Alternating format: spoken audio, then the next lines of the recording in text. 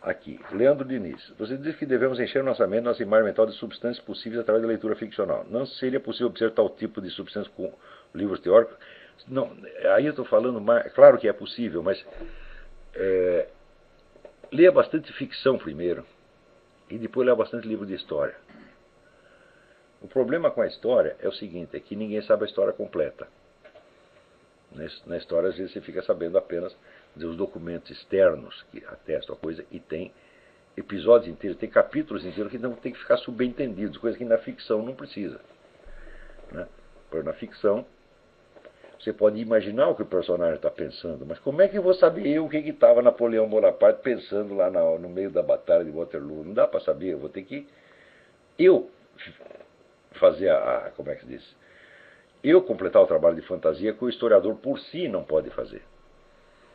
Tá certo? Se bem que nos últimos anos alguns têm aprimorado um pouco esse negócio, como usar o recurso de ficção. Né? Mas tem que ser um recurso de ficção controlado pela documentação. É uma coisa extremamente difícil. Né? A história é um gênero maravilhoso. Tá certo? Mas o livro de história jamais vai te dar aquela dramaticidade clara que tem nos livros de ficção e nas peças de teatro. Por quê? Porque você não tem todos os elementos do drama, você só tem aqueles que você pode documentar. Quer dizer, a margem que um historiador pode fantasiar é relativamente pequena. Ele pode fazer isso, claro, mas tem que ser a fantasia controlada. Tá certo?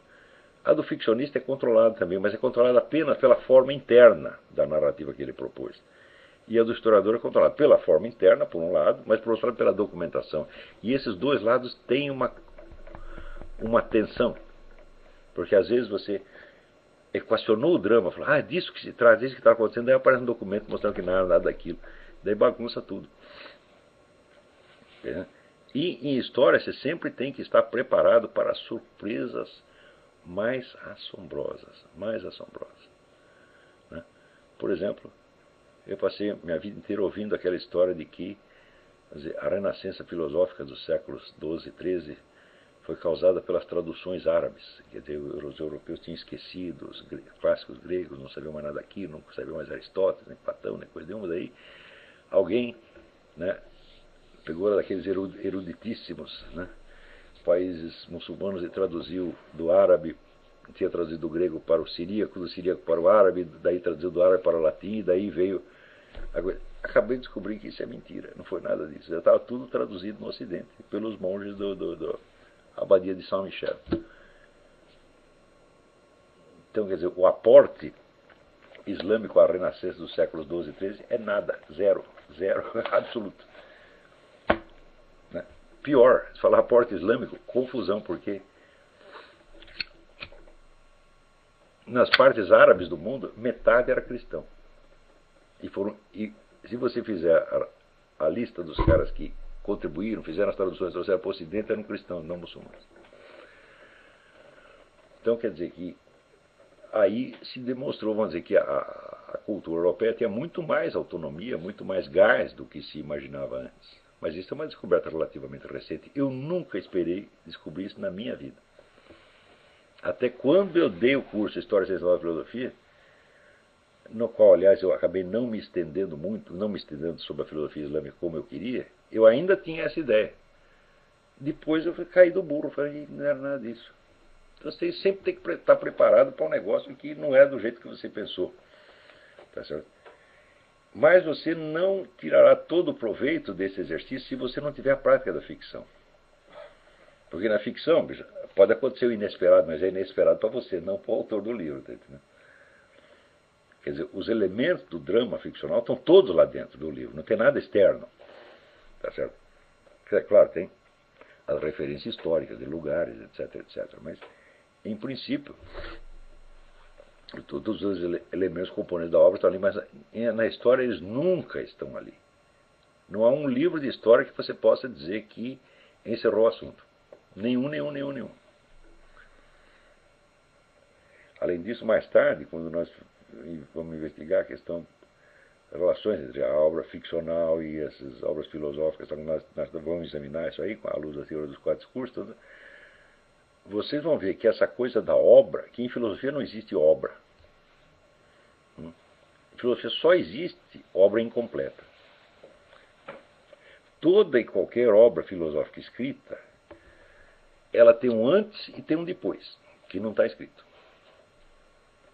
Quer dizer, o que um filósofo consegue escrever daquilo que ele pôde refletir é muito pouco, é muito pouco. Então a história, vamos dizer, das ensinamento não escrito de Platão, eu digo, todo filósofo tem um ensinamento não escrito que é muito maior do que o seu escrito. E que você vai ter que completar, imaginariamente.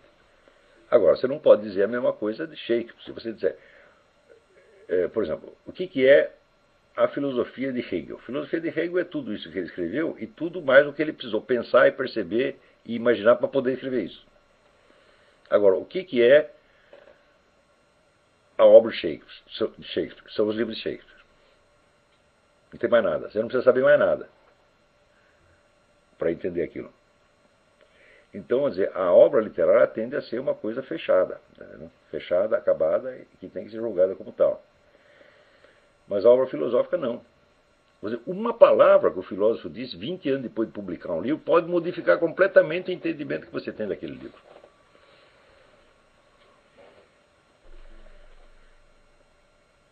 Está entendendo? Então, a filosofia é uma atividade que está continuamente se refazendo, ela nunca acaba. E vai passando a bola de um para outro, para outro, para outro, para outro, para outro, para outro. Então não existe propriamente obra filosófica escrita no sentido que existe a obra literária. Às vezes, por exemplo, o sujeito que tem mais facilidade de escrever, que escreve maravilhosamente bem, muito claro, ele não precisa ser o maior dos filósofos, né? Se você pegar, por exemplo, Henri Bergson escreve que é uma coisa incrível. Até um jumento entende, aquilo está claríssimo. Só que é o seguinte, Henri Bergson teve duas ideias na vida. Isso é tudo. Essa ideia é muito valiosa, mas só são duas. Agora, se você pegar um monstro como Mário Ferreira dos Santos, ou como Leibniz, que praticamente deu uma contribuição em todos os ramos do conhecimento possíveis e imagináveis, bom, Leibniz às vezes escreve muito claro, às vezes escreve muito obscuro, mas o nosso Mário Ferreira é sempre obscuro. Não porque ele não soubesse escrever, mas por pressa. Eu acho que ele sabia que ia morrer, ele tinha uma doença cardíaca muito séria. A gente ouvindo as gravações das aulas que ele dava, com a minha idade, ele só falava, a voz, o cara vai morrer, pô. E morreu mesmo. Eu espero que não tá assim, se eu morrer, vai cair um tijolo na minha cabeça. Né? Porque as pragas dos inimigos não estão funcionando, não. Então, e ele sabia que ia morrer logo e que tinha que escrever aquilo do jeito que fosse. Né? E, no entanto, a riqueza que tem no fundo daquilo não dá nem para comparar. Precisa de 200 Henri Bergson para comparar com ele. Né? Bom, muito bem.